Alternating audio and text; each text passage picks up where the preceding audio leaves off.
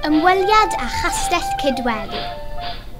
Ar fore Mercher, yr 8fed o Chwefror, aeth blwyddyn 7 i ymweld â Chastell Cydweli, fe ran o'i hastudiaethau hanes.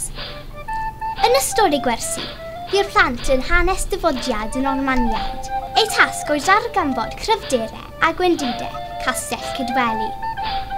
Fe aeth un person o bob grŵp a chamra, gan wneud nodiadau ar rinweddau'r castell.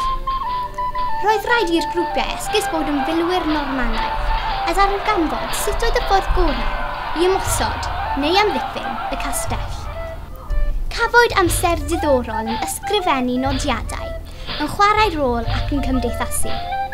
Carem ddiolch i athrawon yr adran hanes, am drefnu'r daith ac i ennyn ein diddordeb mewn hanes lleol.